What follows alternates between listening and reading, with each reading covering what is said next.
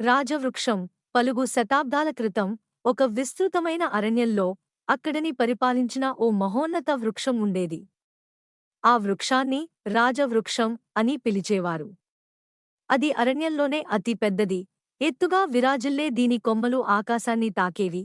దీని నీడ నందు ఎన్నో జంతువులు ఆశ్రయించేవి. రాజవృక్షం కేవలం ఒక పెద్ద చెట్టు మాత్రమే కాదు, అది ఆ అరణ్యపు పరిరక్షకుడు కూడా. చెట్లన్నింటినీ సమానంగా చూసే తత్వం దానికి ఉండేది.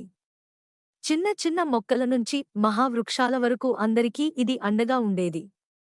ఎవరైనా ఉపద్రవం కలిగిస్తే రాజవృక్షం తన వేర్లను విస్తరించి వాటిని రక్షించేది. ఒకరోజు ఓ కొత్త మనిషి సమూహం ఆ అరణ్యానికి వచ్చింది. వారికి కొత్త నివాసం నిర్మించుకోవాలి. వారు చిన్న చిన్న చెట్లను కత్తిరించడం ప్రారంభించారు.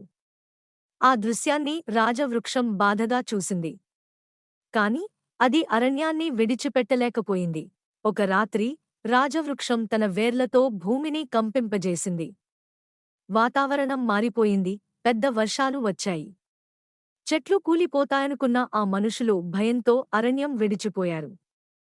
రాజవృక్షం మళ్లీ తన రాజ్యంలో ప్రశాంతతను కలిగించింది. కాలక్రమేణా అది మరింత పెరిగి శతాబ్దాల పాటు నిలిచింది. అప్పటినుండి ఆ అరణ్యంలో ఏ చెట్టుకూ హాని కలిగించలేకపోయారు. రాజవృక్షం ఎప్పటికీ తన ప్రజలను రక్షించే నిజమైన రాజుగా నిలిచింది.